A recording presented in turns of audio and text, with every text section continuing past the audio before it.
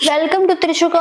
आज मैं आप लोगों को बताने आई हूँ आईटीआर में जो मेजर चेंजेस हुए हैं उसके बारे में। हमारी सेकंड पार्ट वीडियो है। इससे पहले हमारी ये वीडियो आ चुकी है हमारे चैनल पे, मैं उसका लिंक शेयर कर दूंगी। आप लोग प्लीज जाके उस वीडियो को देखें और अपने सजेशन दें। तो अब आगे बात करते हैं आईटीआर के बारे में।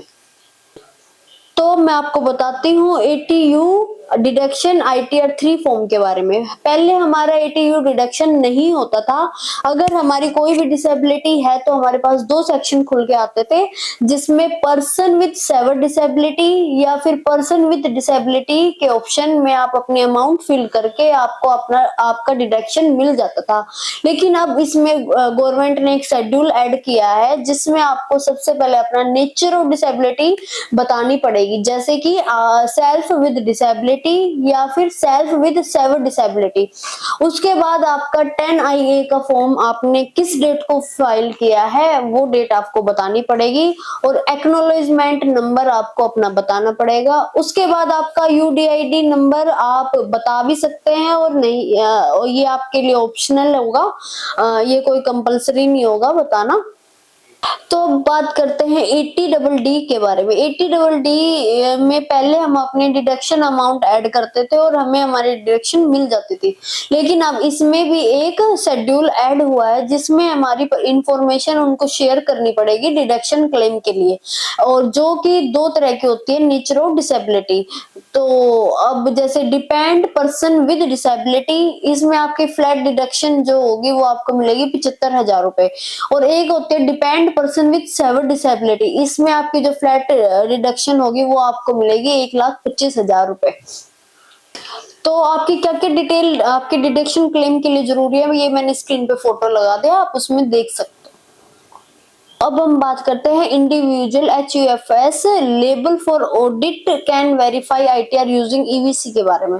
तो पहले हम जब भी अपना आईटीआर 3 फाइल करते थे तो उसमें इंडिविजुअल या हिंदू अनडिवाइडेड फैमिली का जो लेबल था उसे ऑडिट के लिए हम डीएससी से डायरेक्ट वेरीफाई कर सकते थे, लेकिन अब रूल नंबर 12 के अंदर इसे एम्ड कर दिया गया है कि आप ईवीसी के थ्रू भी अपना आईटीआर 3 वेरीफाई कर सकते हैं। ईवीसी मतलब आपका आधार कार्ड ओटीपी के थ्रू आप अपना वेरीफाई आईटीआर 3 कर सकते हैं।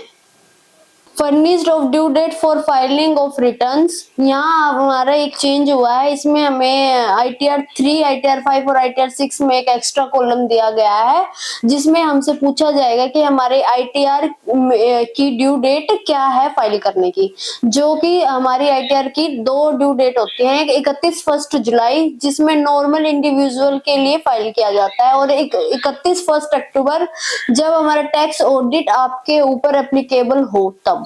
List of the reason of tax additional under section 44AB में नए आईटीआर फॉर्म में आपको अपना एडिशनल डिटेल देनी पड़ेगी अगर आपका टैक्स ऑडिट हुआ है तो।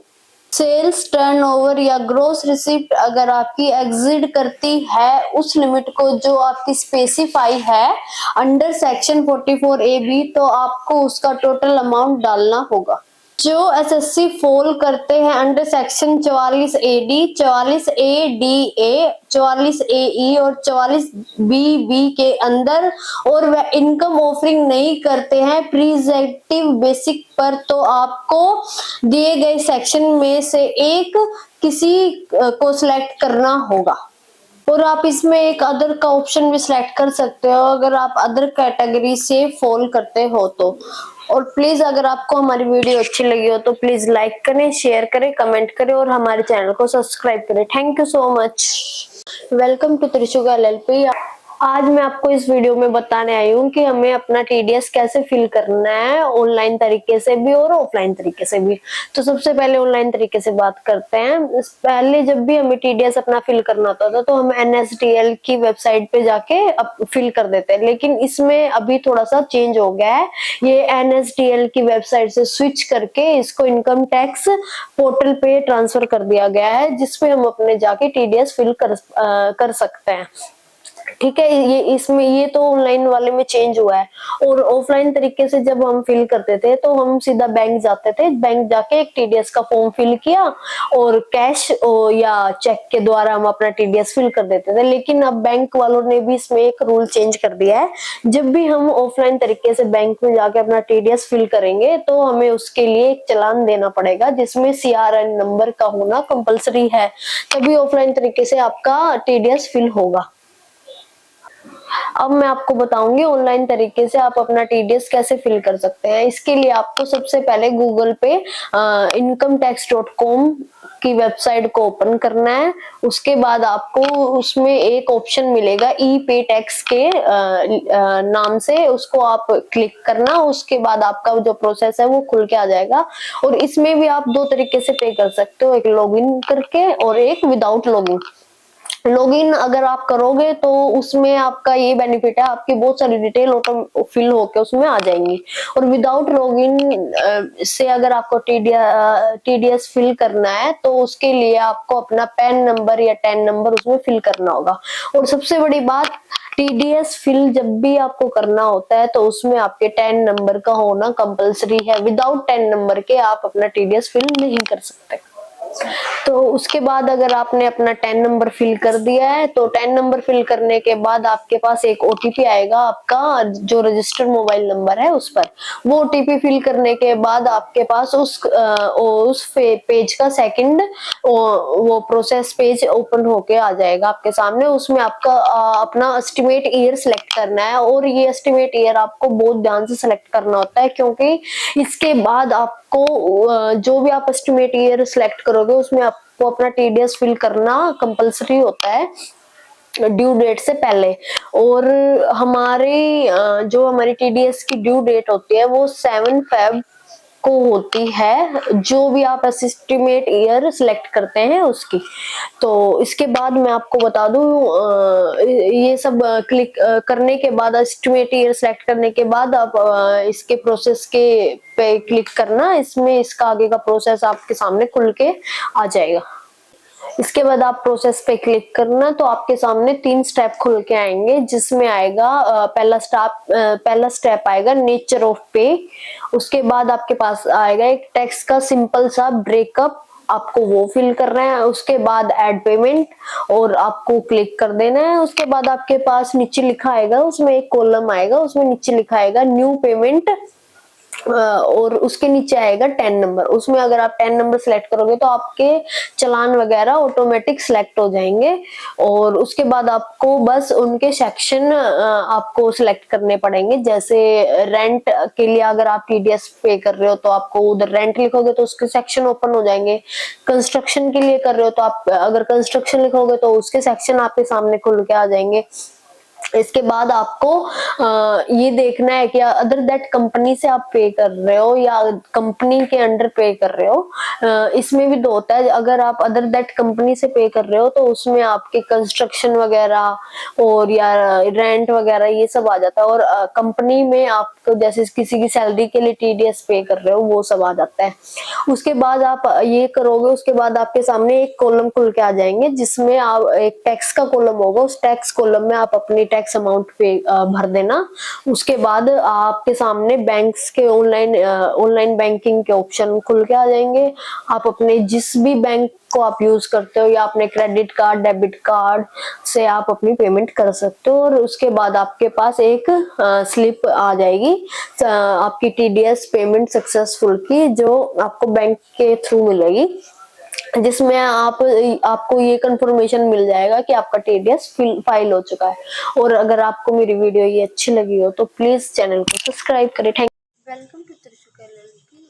आज मैं आपको जीएसटी के बारे में कुछ बताने आई हूँ। हम जब भी कहीं जीएसटी पे करते हैं तो हमारे दिमाग में एक चीज़ तो आती है ना, जीएसटी क्या है, इसको कब हमारे देश में लाया गया था, इसका हमें क्या प्रॉफिट है और इसकी फुल फॉर्म क्या है। तो आज हम इसी बारे में डिस्कस करेंगे। तो मैं आपको बता दूँ, जीएसटी की फुल फॉर्म होती है गुड्स एंड सर्विस टैक्स, और इसको हमारे देश में जुलाई 2017 में लाया गया था। और इसको लाने का मेन पर्पस यही था कि 2017 से पहले हम 17 टाइप्स के अलग अलग टैक्स पे करते थे। तो गवर्नमेंट ने उसके बाद सोचा क्यों ना इन 17 टैक्सों को इंक्लूड करके एक जीएसटी बनाया जाए, तो उसी को जीएसटी बोला जाता है, जिसमें सारे सर्विस टैक्स आपके आ जाते हैं। जीएसटी 3 टाइप्स का होता है, सीजीएसटी, एसजीएसटी और आईजीएसटी। सीजीएसटी का मतलब होता है central goods and service tax, और एसजीएसटी का मतलब होता है state goods and service tax, और आईजीएसटी का मतलब होता है international goods and service tax. इनका सबका अपना अलग अलग पार्ट होता है जीएसटी के अंदर। तो और इसके बाद मैं आपको बता दूं, सबसे पहला देश जीएसटी जिसने लागू किया था वो देश फ्रांस है, और अब जीएसटी को इंक्लूडेड इंडिया 160 देश फॉलो करते हैं। सो गाइज, आज के लिए इतना ही। अगर आपको मेरी दी हुई इंफॉर्मेशन अच्छी लगी हो तो चैनल को सब्सक्राइब करना, लाइक करना एंड कमेंट करना, और अगली वीडियो आपको किस चीज़ पे चाहिए प्लीज़ मुझे बताना। Thank you so much. So welcome to Trishuka. आज मैं आप लोगों को बताने आई हूँ आप अपना आईटीआर फाइल करते टाइम अपना टैक्स कैसे बचा सकते हैं। तो आप प्लीज वीडियो में एंड तक बने रहे, मैं आपको उसके तरीके बताती हूँ। तो सबसे पहले बात करते हैं 80CC-D2 डिडक्शन के बारे में। इसमें अगर आप खुद कंट्रीब्यूट करते हो एनपीएस यानी नेशनल परमिशन सिस्टम में के अंदर तो आपको बेनिफिट नहीं मिलेगा, लेकिन अगर आपका कोई एम्प्लॉय इसमें कंट्रीब्यूट करता है तो उसका पूरा बेनिफिट आपको मिलेगा।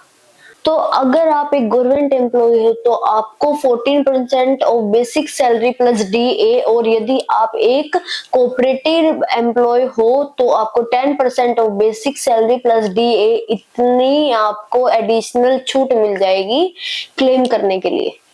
तो अब बात करते हैं स्टैंडर्ड डिडक्शन के बारे में। यदि आप कोई सैलरी एम्प्लॉय हो तो आपको 50,000 रुपए तक की फ्लैट डिडक्शन क्लेम करने को मिल जाएगी, और ये आपको ओल्ड टैक्स रिजाइम में भी मिलता था और ये आपको न्यू टैक्स रिजाइम में भी मिल जाएगा।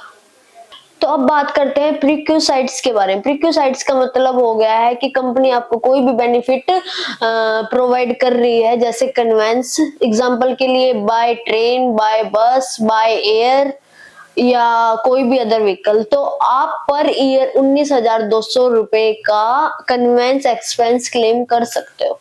कोई भी एकोमोडेशन ये हमारा एचआरए नहीं होता है। मान लीजिए कंपनी के पास कोई प्रॉपर्टी पड़ी है और उन्होंने आपको रहने के लिए इसे प्रोवाइड करवा दिया है। कुछ हद तक ये टैक्सेबल होती है और कुछ हद तक ये टैक्स फ्री होती है, यानी 7.5% टू 15% ऑफ सैलरी टैक्सेबल होता है। वो आप कैलकुलेट करोगे तो आपको पता चल जाएगा, आप उतना क्लेम कर सकते हो। तो अगर आपको ट्रेवलिंग के लिए कोई भी खर्चा मिलता है, या कंपनी कार या बाइक या अदर कोई व्हीकल आपको प्रोवाइड कराते हैं, या कंपनी कोई भी डेली अलाउंस देती है, या ड्यूटी और रिक्वायरमेंट को पूरा करने के लिए, तो आप प्रीक्यूसाइड्स के थ्रू उस पर क्लेम कर सकते हो। तो जैसे कि इस साल जिस किसी को भी रिटायरमेंट मिलेगी उसको बहुत अच्छा अमाउंट मिलेगा रिटायरमेंट पे, वो चाहे उसकी वॉलेंटरी रिटायरमेंट हो या उसकी कंप्लीट रिटायरमेंट हो या कोई अदर। इसमें 10AA के अंदर ये बेनिफिट आपको ओल्ड टैक्स रिज्यूम में भी मिलते थे और ये आपको नए टैक्स रिज्यूम में भी दिखेंगे। तो इसमें आपको जो भी पैसा मिलने वाला है ना, वो आप एक बेसिक लिमिट के अंदर टैक्स फ्री करने वाले हो। तो अब बात करते हैं फैमिली पेंशन इनकम के बारे में। अगर आपकी किसी भी फैमिली मेंबर की पेंशन इनकम है तो उसका थर्ड पार्ट आपका एक्सपेंस इनकम में कन्वर्ट हो जाएगा और वो आपका टैक्स फ्री रहेगा। लेकिन इसको भी क्लेम करने के लिए एक लिमिट दी गई है अमाउंट की, वो है 15,000 रुपए तक। मान लीजिए आपकी फैमिली पेंशन इनकम है 30,000 रुपए, तो आप उसका थर्ड पार्ट यानी 10,000 रुपए एक्सपेंस इनकम में डाल सकते हैं। तो अब बात करते हैं गिफ्ट्स की। अगर आपको कोई भी फैमिली मेंबर या कोई फ्रेंड आपको गिफ्ट करता है और उस गिफ्ट की अमाउंट 50,000 रुपए तक है, तो वो आपकी गिफ्ट अमाउंट टैक्स फ्री रहेगी, उसमें आपका कोई भी टैक्स इंक्लूड नहीं होगा। तो अगर आपको मेरी वीडियो अच्छी लगी हो तो प्लीज लाइक करें, शेयर करें, कमेंट करें और हमारे चैनल को सब्सक्राइब करें। Thank you so much. So welcome to Trishuka. आज हम इस वीडियो में बात करेंगे ITR फॉर्म जो नए आए हैं 2024 और 25 के, और उनमें क्या क्या मेजर चेंजेस हुए हैं और अब उनको कैसे फाइल करते हैं इस बारे में। तो आप प्लीज वीडियो में एंड तक बने रहे। तो अब आपको जब भी ITR 1 और ITR 2 फाइल करना हो तो आप बाय डिफॉल्ट ओल्ड या न्यू टैक्स रिज्यूम में जाकर डायरेक्ट ऑप्ट कर सकते हो। तो अगर आपको ITR 3 और ITR 4 फाइल करना है तो उससे पहले अब आपको एक 10IEA का फॉर्म फिल करना होगा। ITR 3 और ITR 4 में न्यू या ओल्ड टैक्स रिज्यूम में डायरेक्ट ऑप्ट करने के राइट के लिए। तो ये ITR 3, 5 एंड 6 फॉर्म के अंदर अगर आपको मान्यता प्राप्त है MSME में तो आपको वहां दिए गए कॉलम में यस के ऑप्शन को टिक करके अपना जो रजिस्ट्रेशन अलॉट नंबर है वो देना होगा। और आपको अगर MSME के अंदर किसी को पेमेंट करनी है यानी स्मॉल बिजनेस या पार्टनरशिप फॉर्म में आपको किसी को पे करना है तो वो 45 डेज के अंदर ही आपको पे करना होगा। अगर आप वो 45 डेज के अंदर पे नहीं कर पाए तो जो आपका डिसअलाउड अमाउंट है वो आपको ITR में फाइल करना होगा। तो अब बात करते हैं ITR 2, ITR 3, ITR 5 and ITR 6 में एक चेंज और हुआ है उस बारे में। तो आजकल आप लोगों को पता है ऑनलाइन बहुत सारे गेम चले हुए हैं जैसे कि ड्रीम 11। अगर आपको ड्रीम 11 से या कोई भी ऑनलाइन गेम से अगर आपको प्रॉफिट हो रहा है तो आप की जो उससे इनकम हो रही है उसको अपने ITR पर आपको शो करना होगा अंडर सेक्शन 115BBJ के अंदर। तो अब बात करते हैं शेड्यूल OS के बारे में। शेड्यूल OS का मतलब होता है इनकम फ्रॉम अदर सोर्सेज। इसके अंदर आपका एक कॉलम और ऐड हो गया है जिसमें अगर आपकी कोई LIC है और आप उसको पर ईयर 5 लाख से ज्यादा प्रीमियम पे कर रहे हो तो उसकी एक्सपायरी के बाद जो आपका बोनस अमाउंट होगा वो आपका टैक्सेबल होगा और आपको उसको अपनी इनकम में शो करना पड़ेगा ITR में कॉलम नंबर 6 में। अगर आपको हमारी वीडियो अच्छी लगी हो तो प्लीज लाइक करें, शेयर करें और हमारे चैनल को सब्सक्राइब करें। Thank you so much. So welcome to Trishuka. आज हम इस वीडियो में GSTR 3B के बारे में डिटेल में बात करेंगे। तो GSTR 3B क्या है? GSTR 3B एक फॉर्म है जिसके द्वारा ज्यादातर टैक्स पेयर अपनी GST रिटर्न फाइल करते हैं और उसमें अपनी GST टैक्स लायबिलिटी के बारे में बताते हैं। तो अब आगे वीडियो में मैं प्रैक्टिकली स्टेप बाय स्टेप आपको बताऊंगी कि GSTR 3B कैसे फाइल होता है। तो सबसे पहले आपको GST लॉगिन करनी है अपनी यूज़र नेम और पासवर्ड से, और उसके बाद आपके पास एक कैरेक्टर आएगा वो आपको फिल करना है और अपनी ID लॉगिन करनी है GST की।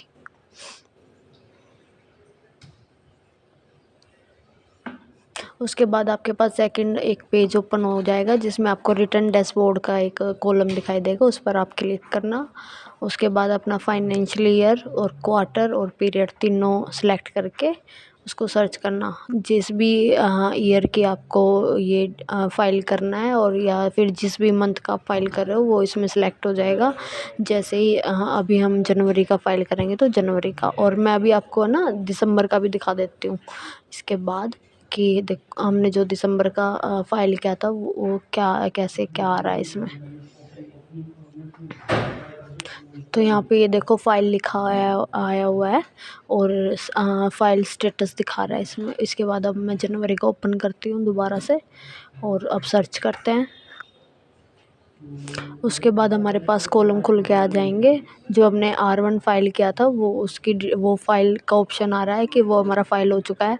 उसके बाद हम ITC ओपन करेंगे। ITC में हमारा एक पेज खुल के आ जाएगा GSTR 2B का, और उसमें हमारे सारे अमाउंट शो हो जाएंगे जो जो हमारे टैक्स वगैरह लगे हैं। उसके बाद हमें बैक जाना है। उसके बाद हमें जनवरी मंथ सेलेक्ट करना है। उसके बाद हमें अपनी GSTR 3B फाइल करनी है तो उस पर हम क्लिक करेंगे। उसके बाद हमारे पास एक पेज ओपन होके आ जाएगा जिसमें हमारी टैक्स वगैरह अमाउंट जो भी है वो हमें शो हो जाएंगे। और उसके बाद हमें ITC भी हमारी शो हो जाएगी, उस पर हमें क्लिक करना है। उसके बाद हमारे पास एक पेज ओपन होके आएगा जिसमें हमारी ऑल आईटीसी की अमाउंट ऑटोमेटिकली फिल होके आ जाएंगी और उसको हमें अच्छे से चेक करके कंफर्म करना है। उसके बाद हमें इसको रिफ़्रेश करके सारी चीज़ें अच्छे से डिटेल में चेक करके उसके बाद हमें इसको सेव करना है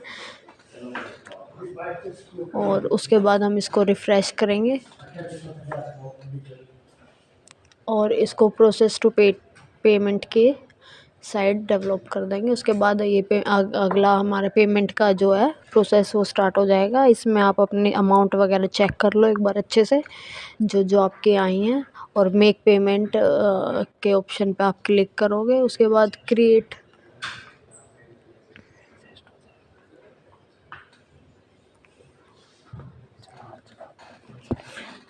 तो फिर उधर आपके जो चालान है वो आप इसमें ऐड कर लेना, जो भी आपकी पेमेंट है चालान की। आप चालान के अमाउंट चेक करके उसके बाद आप पेमेंट जनरेट चालान पे क्लिक करोगे, आपका जो चालान है वो जनरेट हो जाएगा और उसको फिर आप डाउनलोड कर लो। उसके बाद चालान की पेमेंट करने के बाद आपके पास प्रोसीड टू फाइल का एक पेज ओपन हो जाएगा। उसके बाद आपको ये कॉलम पे सिलेक्ट करके अपना ऑथोरिटी जो सिग्नेचर है उसको सिलेक्ट करना है। उसके बाद आपके पास दो ऑप्शन होंगे GSTR 3B फाइल करने के, EVC और DSC। आप जिससे चाहें उससे आप पे कर सकते हैं।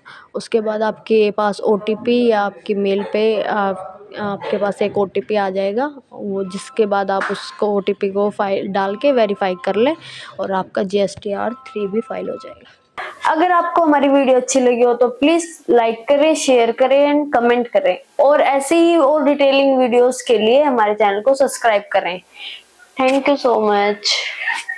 सो welcome to Trishuka how to register company. अगर आप अपनी खुद की कंपनी बनाना चाहते हैं या कंपनी बनाना सीखना चाहते हैं तो इस वीडियो में हम आपको सिखाएंगे कि कंपनी बनाने के बाद क्या क्या चीजें आपकी आ जाती हैं और रजिस्ट्रेशन के बाद क्या क्या चीजें कंपनी बनाते वक्त आपको ध्यान रखनी है। तो प्लीज वीडियो में अंत तक बने रहें। तो सबसे पहले बात करें तो इंडिया में 5 लीगल एंटिटियां होती हैं जिसमें से 2 फर्म होती हैं और 3 कंपनियां होती हैं। तो सबसे पहले हम जो 2 फर्म होती हैं उनके बारे में बताते हैं।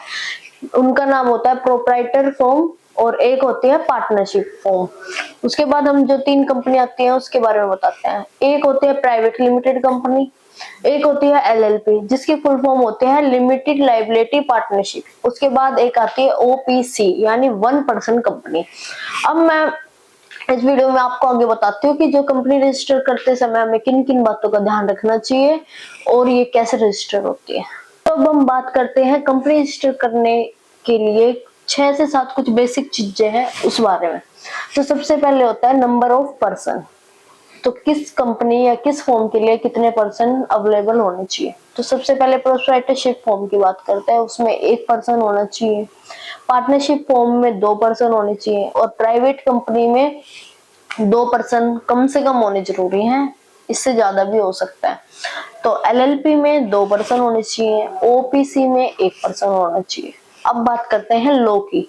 जो हमारी प्रोप्राइटरशिप फॉर्म है उसमें नो स्टैंड लॉ लागू होता है। जो हमारी पार्टनरशिप फॉर्म है उसमें पार्टनरशिप एक्ट 1932 लागू होता है और हमारी जो प्राइवेट कंपनी है उसमें एक्ट 2013 लागू होता है और LLP में हमारी LLP एक्ट 2008 लागू होता है। OPC में भी हमारा सेम कंपनी एक्ट 2013 लागू होता है।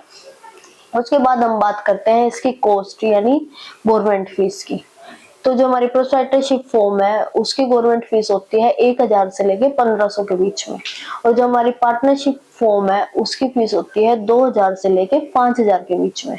हमारी प्राइवेट कंपनी की फीस होती है 8000 से लेके 10000 के बीच में और हमारी LLP की फीस होती है 6000 से लेके 8000 के बीच में और हमारी OPC की फीस होती है 7000 से लेके 10000 के बीच में।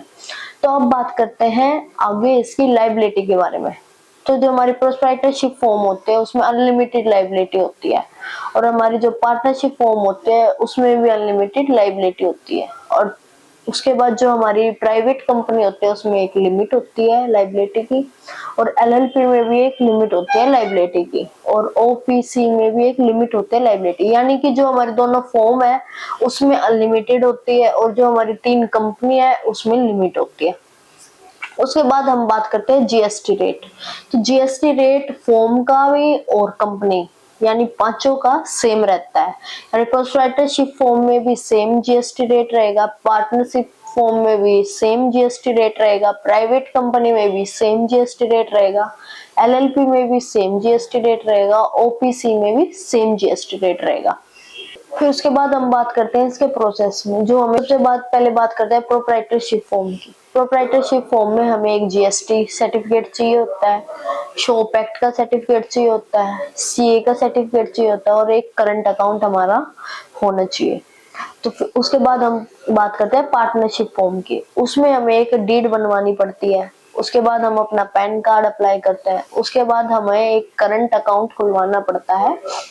उसके बाद हमें हमारे पास एक जीएसटी या शॉप एक्ट का सर्टिफिकेट भी होना जरूर रहता है। उसके बाद हम बात करते हैं प्राइवेट कंपनी की। प्राइवेट कंपनी के लिए हमें एक डीएससी या डीआईएन बनवाना पड़ता है।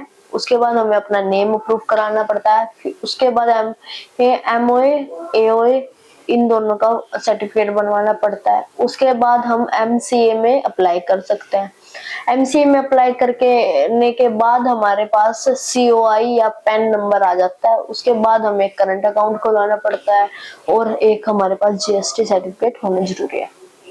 उसके बाद हम बात करते हैं एलएलपी की। तो एलएलपी में भी डीएससी और डीआईएन जरूरी है। उसके बाद हमें नेम अप्रूव कराना पड़ेगा, और इसमें हमें एलएलपी का एक एग्रीमेंट बनवाना पड़ता है। उसके बाद हमें एमसीए में अप्लाई करना है। उसके बाद हमारे पास सीओआई या पैन नंबर आ जाएगा, और करंट अकाउंट और जीएसटी सर्टिफिकेट इसमें भी चाहिए।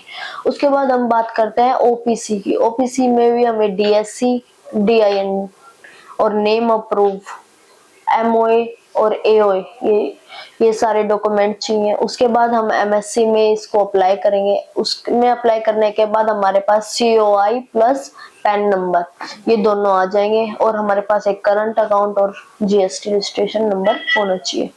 बात करते हैं एनुअल कॉम्प्लायंसेस के बारे में।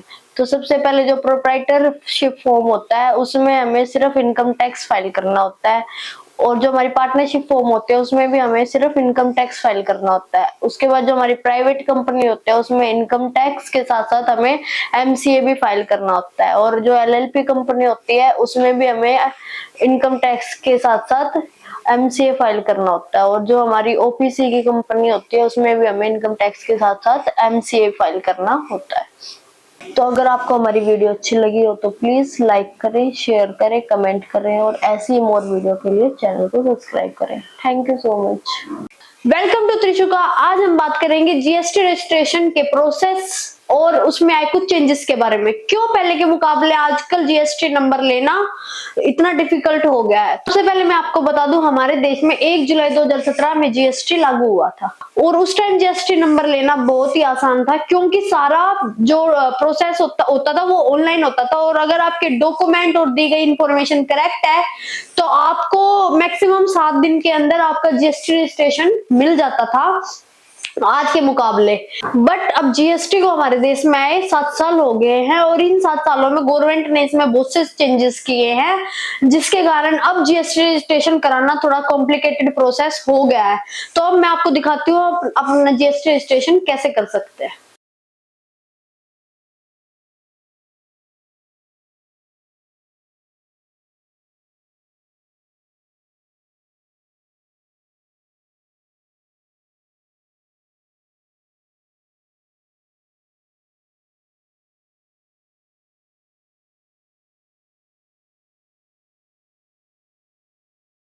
तो अब आपने वीडियो में देखा कि जीएसटी रजिस्ट्रेशन कैसे कर सकते हैं, लेकिन इसके बाद भी कुछ प्रॉब्लम्स आ जाती हैं जीएसटी रजिस्ट्रेशन के प्रोसेस में। तो अब आगे मैं वीडियो में आपको बताती हूँ कि आपके सामने क्या क्या प्रॉब्लम आ सकते हैं, जिसके लिए आप पहले से रेडी हो सकते हो।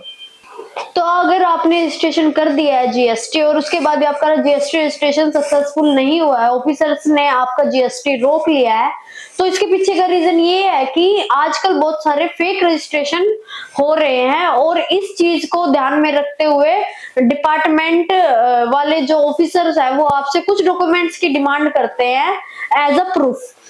तो अगर उनके डाउट को क्लियर करने के लिए आपने उनको रेंट एग्रीमेंट भी सबमिट कर दिया है या इलेक्ट्रिसिटी बिल भी सबमिट कर दिया है, बट फिर भी आपका जीएसटी रजिस्ट्रेशन नहीं हुआ है, तो उनकी जो अगली डिमांड होती है वो ये होती है कि जो आपका प्राइम्स है या फिर प्रिंसिपल प्लेस ऑफ बिजनेस है, उसका जो ओनर है उसके आधार कार्ड, पैन कार्ड, उनका एक फोटोग्राफ और एनओसी भी आप सबमिट करा सकते हो और साथ में आपका जो प्रॉपर्टी के पेपर है जिस जैसे आपकी सेल डीड हुई है वो भी आप सबमिट करा सकते हैं।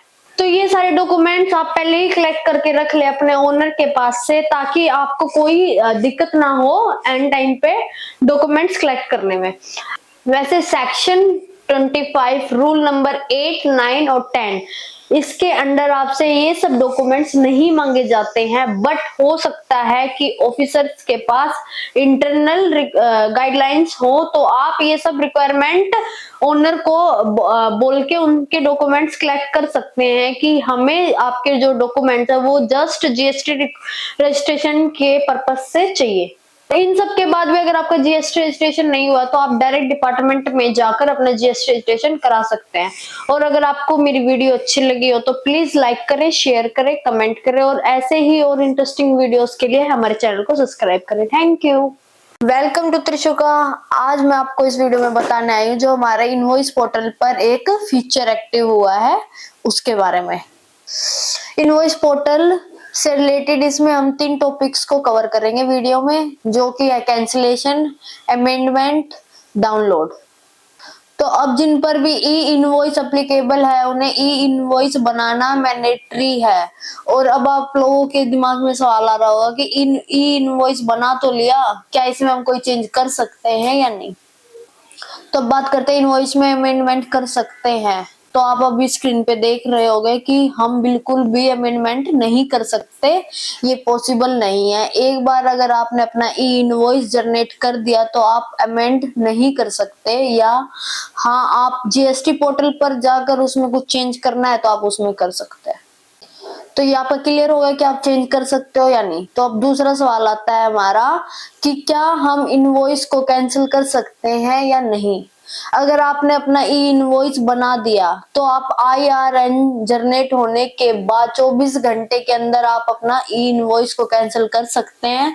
और यदि आपने 24 घंटे बीत जाने के बाद ट्राई किया कैंसिल करना तो वो नहीं हो पाएगा। फिर ये अमेंडमेंट या कैंसिलेशन आप अपनी GST R1 में करोगे। ई इनवॉइस पोर्टल पर आप 24 घंटे के बाद कुछ भी नहीं कर सकते। यहाँ आपको एक और चीज ध्यान रखनी है। तो अमेंडमेंट या कैंसिलेशन करते वक्त आपका अगर इनवॉइस के साथ ई वे बिल बन गया है और ऑफिसर उसे वेरीफाई कर चुके हैं तो आप ना तो उसमें उसके बाद अमेंडमेंट कर सकते हो ना उसे कैंसिल कर सकते हो। तो अब बात करते हैं थर्ड पार्ट की, जिसमें कि आता है डाउनलोड। तो क्या हम अपना ई इनवॉइस डाउनलोड कर सकते हैं और कब तक हम इसको डाउनलोड कर सकते हैं। तो इसमें पहले ये होता था कि आप अपना 3 दिन पुराना इनवॉइस ही डाउनलोड कर पाते थे, लेकिन अब इसमें एक चेंज हो गया। आप अपना 6 महीने पुराना भी ई इनवॉइस को डाउनलोड कर सकते हो। और हाँ, अब गवर्नमेंट ने आपको 6 महीने पुराने ई इनवॉइस को भी डाउनलोड करने की परमिशन दे दी है।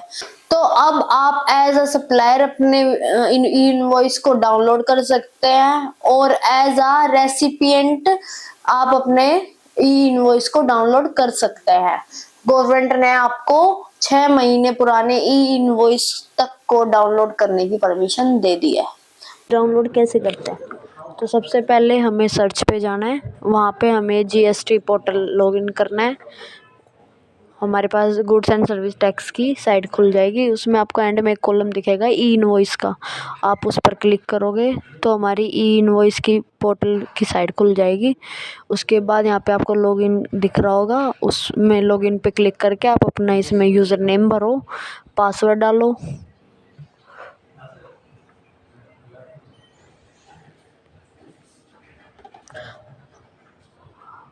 उसके बाद इसमें ये करैक्टर फिल करके आप अपनी लॉगिन कर सकते हो। तो आपकी जो लॉगिन आईडी है वो आपके सामने ओपन हो जाएगी। उसके बाद आपको नीचे लास्ट सेकंड एक ऑप्शन होगा डाउनलोड ई इनवॉइस का, उस पर आप जाके अपना इनवॉइस डाउनलोड कर सकते हो। इसमें 2 तरह के इनवॉइस होते हैं, एक जनरेटेड और एक रिसीव्ड।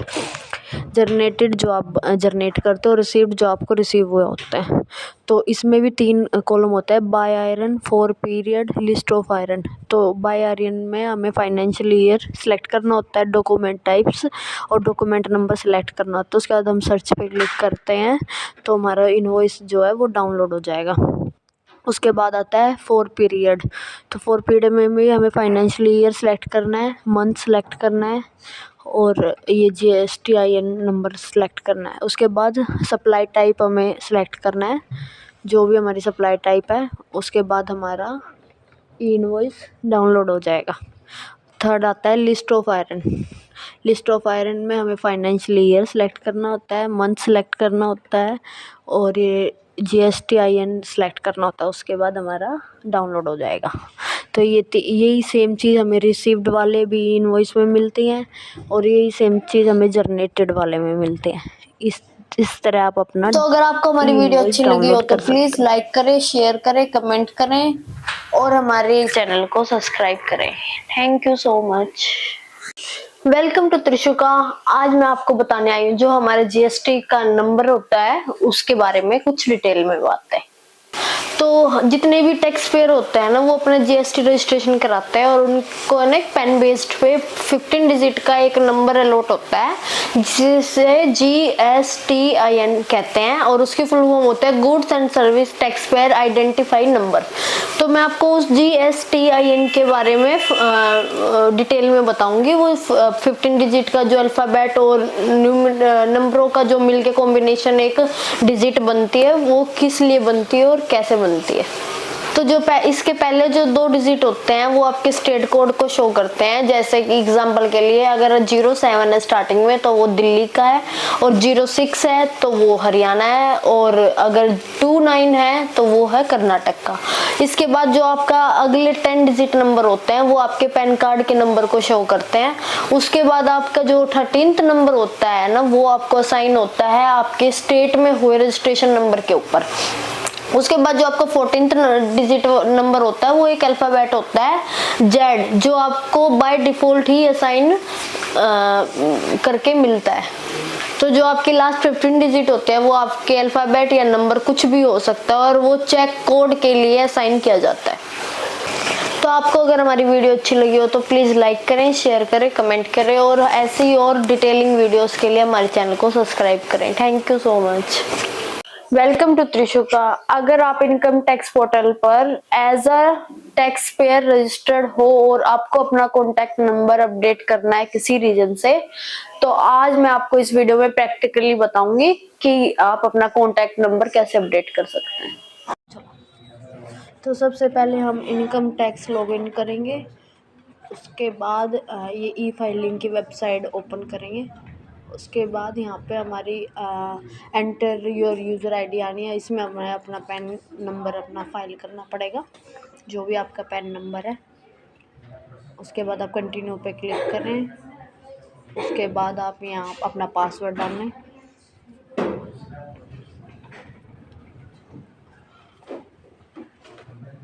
उसके बाद कंटिन्यू पे क्लिक करके ये आपकी है ना प्रोफाइल का ऑप्शन आएगा, आपका यहाँ नाम मेंशन हो जाएगा, उस पर आप अपना क्लिक करें। उसके बाद आपके यहाँ प्रॉपर प्रोफाइल खुल के आ जाएगी जिसमें आपकी सारी बेसिक डिटेल होंगी।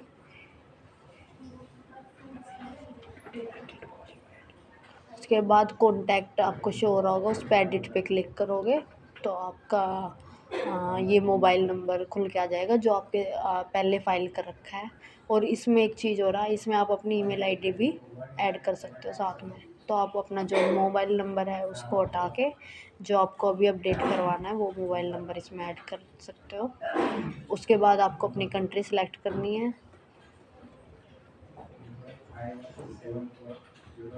उसके बाद इसे सेव करके ये आपका अपडेट हो जाएगा मोबाइल नंबर। डन पे क्लिक करें। तो ये मैंने वीडियो में स्टेप बाय स्टेप आपको बता दिया और हमने नीचे डिस्क्रिप्शन में और कैप्शन में भी स्टेप बाय स्टेप डाल दिया है। और अगर आपको हमारी वीडियो अच्छी लगी हो तो लाइक करें, शेयर करें, कमेंट करें और ऐसी मोर इन्फॉर्मेटिव वीडियोस के लिए हमारे चैनल को सब्सक्राइब करें। Thank you so much. So welcome to Trishuka. आज हम बात करते हैं एडवांस टैक्स के बारे में। एडवांस टैक्स वह टैक्स होता है जो आपको गवर्नमेंट को पहले ही सबमिट करना होता है अपनी कोई भी इनकम अर्न करने से पहले। तो अगर आप इसकी ड्यू डेट से पहले इसको सबमिट करना भूल जाते हैं तो इस पर गवर्नमेंट आपको इंटरेस्ट भी चार्ज कर सकती है। तो आइए चलिए बात करते हैं एडवांस टैक्स किस किस को पे करना होता है। अगर आप कोई इंडिविजुअल हो या आपकी कोई फर्म है या फिर आप कोई बिजनेस कर रहे हो या फिर आप किसी कंपनी को रन कर रहे हो तो आपको एडवांस टैक्स डिपॉजिट करना जरूरी हो जाता है। तो आइए चलिए बात करते हैं एडवांस टैक्स किस पर एप्लीकेबल होता है।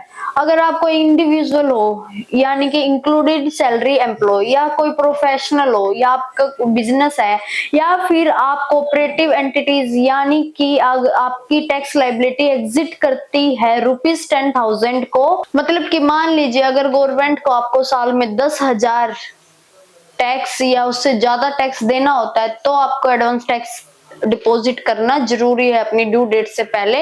अदरवाइज आप पर गवर्नमेंट इंटरेस्ट चार्ज कर सकते हैं अंडर सेक्शन 234 के। तो चलिए अब बात करते हैं कि एडवांस टैक्स की ड्यू डेट कब होती है और इसको कैसे डिपॉजिट करा जाता है और इसको डिपॉजिट करने की कितनी इंस्टॉलमेंट बनती है। हमारे एक साल में 4 क्वार्टर होते हैं और चारों क्वार्टर्स का टैक्स आपको उसमें आने वाली ड्यू डेट से पहले ही डिपॉजिट करना होता है।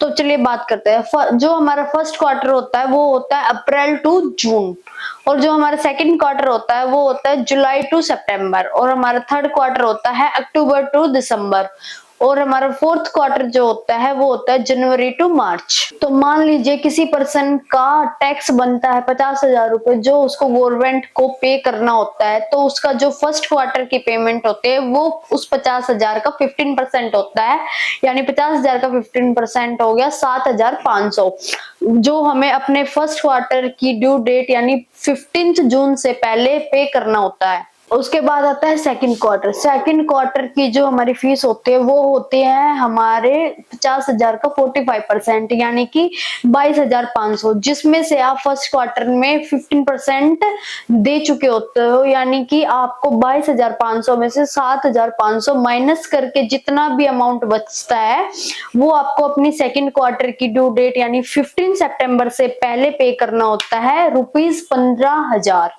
तो अब बात करते हैं हमारे थर्ड क्वार्टर की। थर्ड क्वार्टर में हमें अपने 50,000 का 75% पे करना होता है, यानी कि 50,000 का 75% हो गया 37,500, जिसमें से हम 22,500 पहले ही 2 क्वार्टरों में पे कर चुके होते हैं और इसकी हमारी ड्यू डेट होती है 15 दिसंबर। 15 दिसंबर से पहले हमें अपने थर्ड क्वार्टर की 15,000 रुपए जो टैक्स है वो पे करना होता है। तो अब बात करते हैं फोर्थ क्वार्टर यानी कि हमारे लास्ट क्वार्टर की। लास्ट क्वार्टर में हमारा जो 100% होता है वो हमें पूरा पे करना होता है।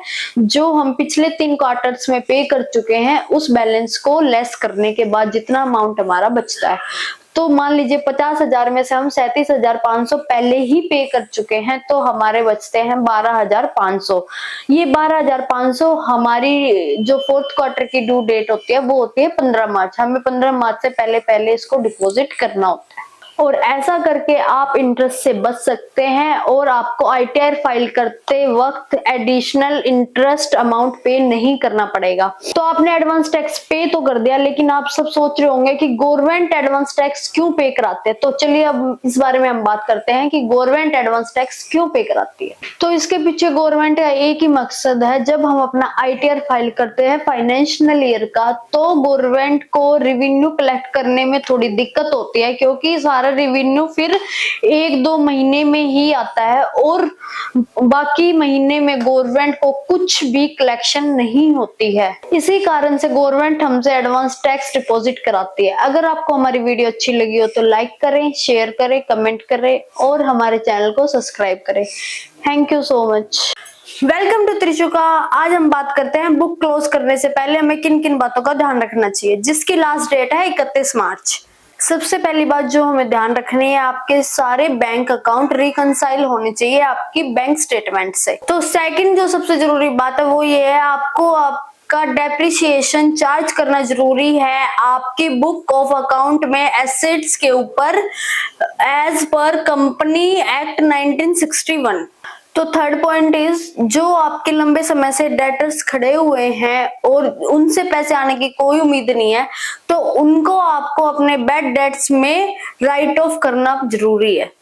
तो फोर्थ पॉइंट जो है वो ये है, आपके सभी खर्चों के लिए आपको प्रॉमिस बनाना जरूरी है, जैसे कि आपके इनडायरेक्ट एक्सपेंस है such as a telephone expense, rent expense या इलेक्ट्रिसिटी बिल एक्सपेंस एक्सेट्रा। तो फिफ्थ सबसे जरूरी बात ये है, अगर आपकी कोई एफडी है और आपको उससे इंटरेस्ट इनकम रिसीव हुई है तो उसको भी आपको बुक करना जरूरी है अपने बुक्स ऑफ अकाउंट्स में।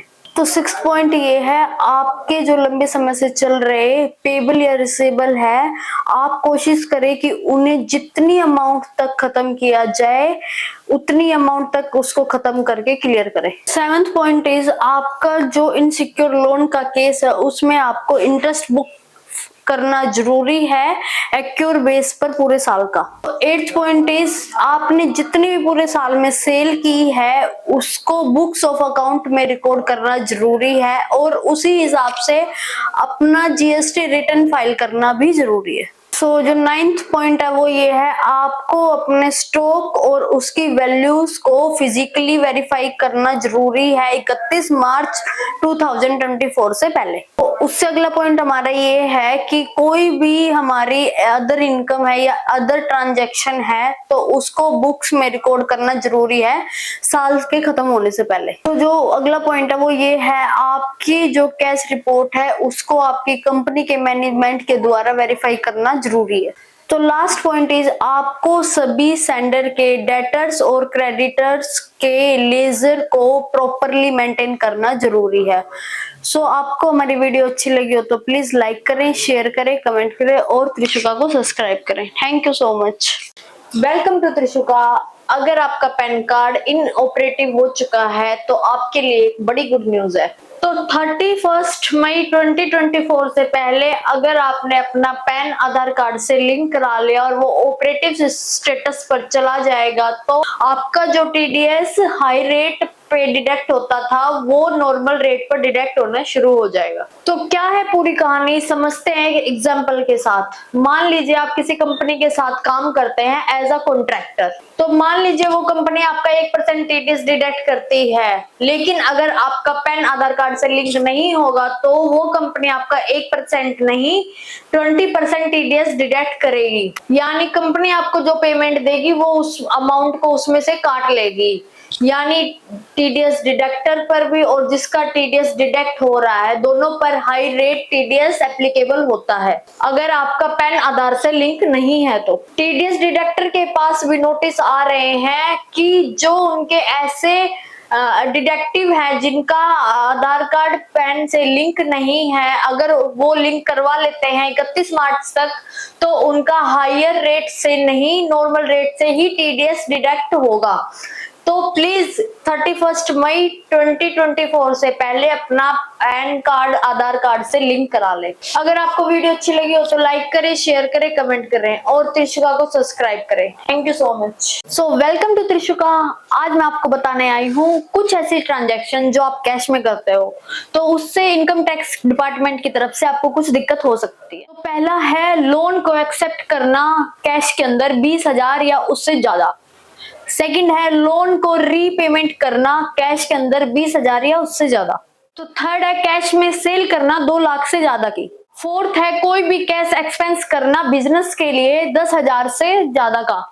फिफ्थ है किसी भी पॉलिटिकल पार्टी को कैश में डोनेशन देना 2,000 से ज्यादा का जिससे आपको डायरेक्शन अलाउड नहीं होगी।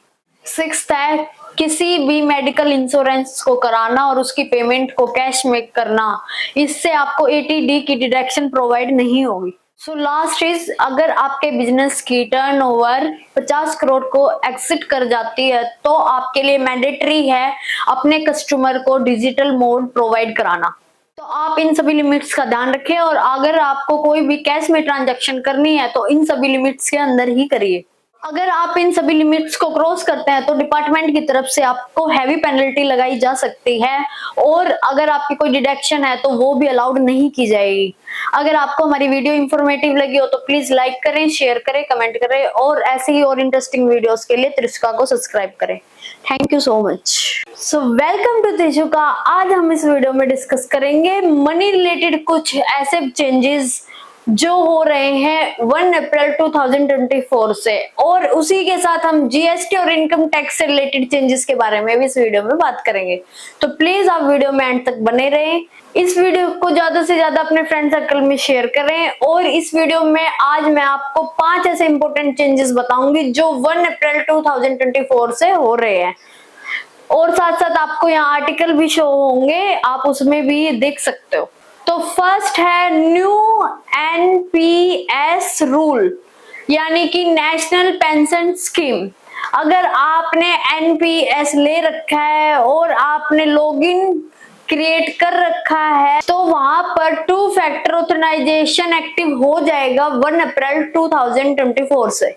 सेकंड है एसबीआई क्रेडिट कार्ड चेंजेस। तो अगर आप भी एसबीआई क्रेडिट कार्ड होल्ड करते हैं तो एसबीआई ने एक बहुत बड़ी अनाउंसमेंट की है कि आपको जो क्रेडिट पॉइंट मिलते थे रेंट के ट्रांजैक्शन पर अब वो 1 अप्रैल 2024 से नहीं मिलेंगे।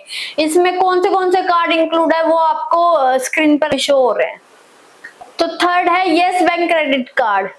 अगर आप यस बैंक के क्रेडिट कार्ड होल्डर हो और आप 10,000 से ज्यादा स्पेंड करते हो, चाहे वो डोमेस्टिक ट्रैवलिंग में ही हो, उसके बावजूद भी आपको लोन एक्सेस दिया जाएगा 1 अप्रैल 2024 से। तो फोर्थ है आईसीआई बैंक। अगर आप आईसीआई बैंक का क्रेडिट कार्ड यूज करते हो तो उन्होंने भी यस बैंक की तरह आपको कॉम्प्लीमेंट्री एयरपोर्ट लोन एक्सेस दिया गया है अगर आप स्पेंड करते हो 35,000 से ज्यादा। और बाकी डिटेल आपको आर्टिकल में शो हो रही है, आप उसको पूरा रीड करोगे तो आपको अच्छे से समझ आ जाएगा। तो फिफ्थ है ओला मनी वॉलेट। ओला मनी वॉलेट को कन्वर्ट करके पीपीआई में कर दिया है 1 अप्रैल 2024 से, यानी प्रीपेड पेमेंट इंस्टॉलमेंट। तो ये तो 5 इंपोर्टेंट हो गए मनी रिलेटेड चेंजेस। अब बात करते हैं जीएसटी और इनकम टैक्स से रिलेटेड कुछ इंपोर्टेंट चेंजेस के बारे में। तो फर्स्ट है new tax invoice series for financial year 24-25। तो आप जो अपने सेल्स बिल बनाते हो यानी कि आपके इनवॉइस जो कि फाइनेंशियल ईयर से आपको न्यू सीरीज स्टार्ट करनी है और ये सीरीज थोड़ी यूनिक होनी चाहिए और पहले से अलग होनी चाहिए। सेकंड है ई invoice requirement for turnover exceed 5 crore rupees. तो आपकी टर्नओवर अगर फाइनेंशियल ईयर 23-24 में 5 करोड़ को एग्जिट कर रही है तो आपके लिए ये बहुत बड़ी गुड न्यूज है। तो याद रखिए 1 अप्रैल 2024 से अब आपको ई इनवॉइस बनाना शुरू कर देना है। थर्ड है अपडेट इनकम टैक्स रिटर्न यानी आईटीआर फाइलिंग डेडलाइन। अगर आप अपनी आईटीआर को भरना भूल गए हैं ड्यू डेट से पहले तो उसके बाद भी गवर्नमेंट ने आपको एक चांस और दिया है 1 अप्रैल 2024 से कि अगर आप अपनी भूले हुए रिटर्न को दोबारा फाइल करना चाहते हो तो आपको आईटीआर यू फाइल करना होगा अपने भूले हुए रिटर्न के केस में। फोर्थ है advance tax payment deadline expanse. तो अगर आपने अपना एडवांस टैक्स 15 मार्च से पहले नहीं भरा है Q4 का लास्ट इंस्टॉलमेंट तो आप उसको 31 मार्च तक भर सकते हो, वो भी एडवांस टैक्स माना जाएगा 1 अप्रैल 2024 से। फिफ्थ है timely payment MSME dues. MSME 45 days payment rule. अगर आप एमएसएमई से कुछ चीजें परचेज करते हो तो अगर आपने उनकी पेमेंट अब तक नहीं की है तो अंडर 45 डेज आप उनकी पेमेंट कर दें। तो अगर आपको हमारी वीडियो अच्छी लगी हो तो लाइक करें, शेयर करें और कमेंट करें और ऐसे ही त्रिशुका के साथ जुड़े रहें। Thank you so much. Welcome to Trishuka. आज इस वीडियो में हम बात करेंगे टीडीएस रिटर्न फाइलिंग के बारे में। तो अगर आप टीडीएस रिटर्न फाइल कर रहे हैं तो उसकी लास्ट डेट 31 मई है और टीडीएस रिटर्न फाइल करने से पहले इन दो चीजों का ध्यान रखना जरूरी है। तो पॉइंट नंबर 1 है, अगर आप फॉर्म नंबर 24 क्यों सिलेक्ट कर रहे हैं किस न्यू रिज्यूम के लिए, तो उसमें इस तरह का क्वेश्चन अपेयर हो रहा है। तो इसी को लेके पर्सन बहुत ज्यादा कंफ्यूज हो रहे हैं कि हमें कब नो सिलेक्ट करना है और हमें कब यस सिलेक्ट करना है। अगर इस स्टेज पे आ गया, अगर आप यस सिलेक्ट कर देते हैं तो आपकी जो डिडक्शन की ऑप्शन है वो आपका खत्म हो जाता है। तो अगर आपको किसी भी फाइनेंशियल ईयर 23-24 का किसी एम्प्लॉय के लिए न्यू रिज्यूम सिलेक्ट करना है तो वहां पर आपको नो करना है, और वहीं पर अगर आपको ओल्ड रिज्यूम सिलेक्ट करना है तो वहां पर आपको यस सिलेक्ट करना है। और इसी के अपोजिट अगर आपको फाइनेंशियल ईयर के पहले का रिटर्न फाइल करना है तो आपको न्यू रिज्यूम में यस सिलेक्ट करना है, ओल्ड रिज्यूम में नो सिलेक्ट करना है। तो ये होगी आज आपका पहला पॉइंट और आपकी क्वेरी थी वो हो गई है खत्म। तो सेकंड पॉइंट है, अगर किसी पर्सन ने आपको ऐसा पेन दिया है जो आप आधार कार्ड से लिंक नहीं है तो उसका आपको नॉर्मल रेट पर नहीं 20% के रेट पर टीडीएस डिडक्ट करना है। और ऐसे पर्सन को गवर्नमेंट ने 31 मई तक का टाइम दिया है अपना पैन आधार कार्ड से लिंक करने के लिए। तो इन दोनों क्वेश्चंस के लिए बहुत से पर्सनों को एरर का सामना भी करना पड़ रहा था। अगर आपको हमारी वीडियो अच्छी लगी हो तो प्लीज लाइक करें, शेयर करें, कमेंट करें और त्रिशुका को सब्सक्राइब करना ना भूलें। Thank you so much. Welcome to Trishuka. अगर आपको अपनी आईटीआर फाइल करनी है पर आपका जो टीडीएस कटा है वो ना तो 26 एएस में आ रहा है और ना ही एआईएस में शो हो रहा है, तो आपका जो रिफंड है वो कैसे मिलेगा, जबकि आईटीआर फाइलिंग की लास्ट डेट 31 जुलाई है। तो डोंट वरी, आज इस वीडियो में हम इसी बारे में बात करेंगे और आप सभी के डाउट्स क्लियर करेंगे। लेकिन अब तक जिसने त्रिशुका को सब्सक्राइब नहीं किया है तो प्लीज पहले जाके सब्सक्राइब कर लें। तो आईटीआर फाइलिंग के फॉर्म इस बार अप्रैल में ही आ गए थे, लेकिन बहुत से पर्सन कंफ्यूज हो रहे हैं कि उनका जो टीडीएस या टीसीएस कटा है वो ना तो 26 एएस में शो हो रहा है और ना ही एआईएस में शो हो रहा है, और उसको भरने के लिए हमें कब तक वेट करना पड़ेगा। ऐसी बहुत सी चीजें सबके माइंड में चल रही है। बहुत से पर्सन बार बार चेक भी कर रहे हैं लेकिन वो अपडेट नहीं हो रहा है। तो मैं आपको बता दूं, अभी आपको वेट करना है 31 मई तक, क्योंकि 31 मई तक टीडीएस फाइलिंग की लास्ट डेट है। उसके बाद ये फॉर्म अपडेट होना शुरू हो जाएंगे और जैसे ही अपडेट होगा आप अपना आईटीआर फाइल कर सकते हैं। और याद रखें कि जब तक 26 एएस और एआईएस अपडेट ना हो जाए अपना आईटीआर फाइल ना करें। अगर आपको हमारी वीडियो अच्छी लगी हो तो लाइक करें, शेयर करें, कमेंट करें और प्लीज त्रिशुका को सब्सक्राइब करें। Thank you so much. Welcome to Trishuka. हमारे चैनल पर जल्दी टीडीएस से रिलेटेड डिटेलिंग वीडियो आने वाली है जिसमें हम आपको प्रॉपर्ली बताएंगे टीडीएस फाइलिंग के बारे में। तो प्लीज जिसने भी अभी तक चैनल को सब्सक्राइब नहीं किया है प्लीज सब्सक्राइब कर लें और ज्यादा से ज्यादा शेयर करें अपने फ्रेंड सर्कल में। Thank you so much. So welcome to त्रिशुका।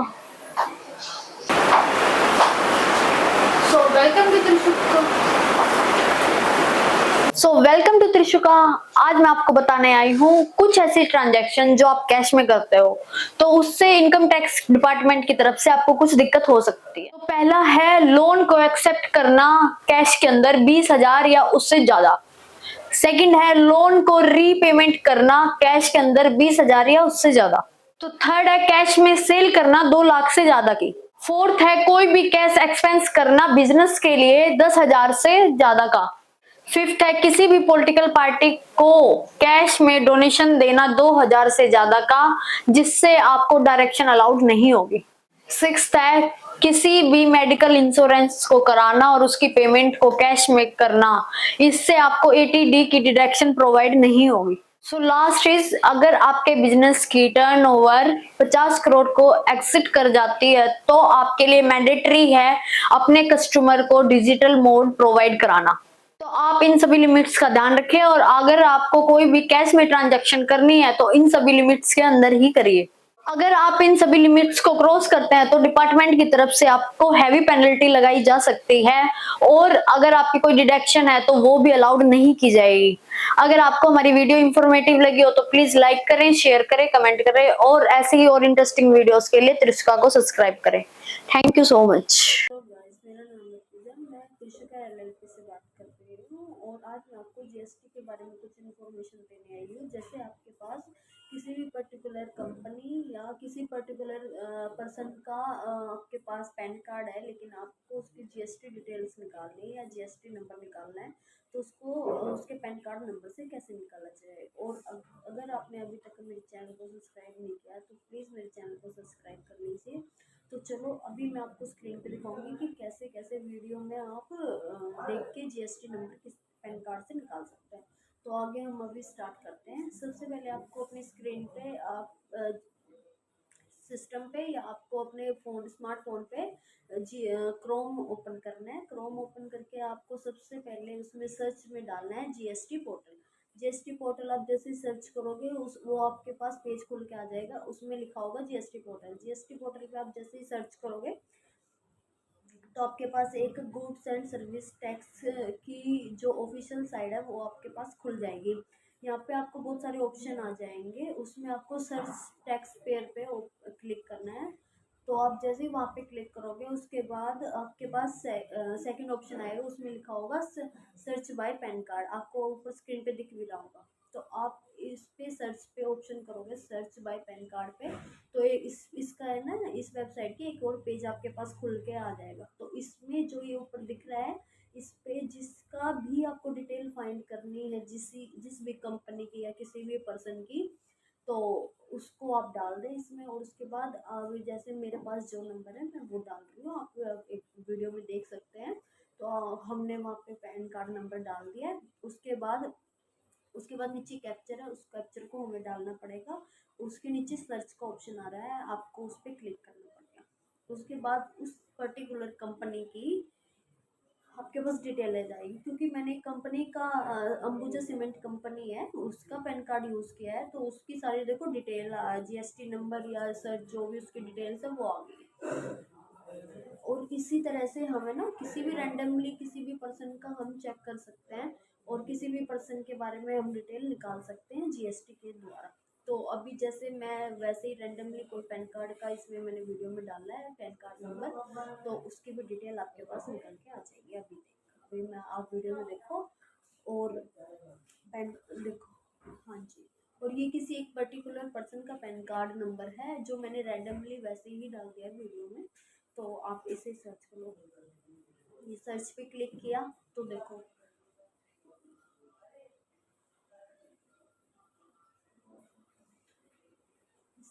इसकी कुछ खास स्टेटस नहीं है, क्योंकि ये किसी वैसे पर्टिकुलर पर्सन के नाम पे ये पैन कार्ड है और ये जीएसटी नंबर है। और अगर आपको जीएसटी नंबर की भी जीएसटी डिटेल और भी डीपली चाहिए तो आप यहाँ से इसका जीएसटी नंबर कॉपी करें। जीएसटी नंबर यहाँ से कॉपी करने के बाद और उसको क्लिक करोगे तो उसके बाद उसका नेक्स्ट वेबसाइट का नेक्स्ट पेज ओपन हो जाएगा, जिसमें आप उनका उस पर कैप्शन आएगा नीचे, वो कैप्शन डालोगे और जीएसटी नंबर डालोगे, उसके बाद उसकी पूरी सारी डिटेल आपके सामने निकल के आ जाएंगी। उस कंपनी नेम क्या है या उसकी एड्रेस या कब जीएसटी लिया उसने, ए टू जेड चीज़ें आपको उसके डिटेल आपको पता चल जाएगी। तो अगर आपको मेरी वीडियो अच्छी लगी हो तो प्लीज़ चैनल को सब्सक्राइब करें, लाइक करें और कमेंट करें।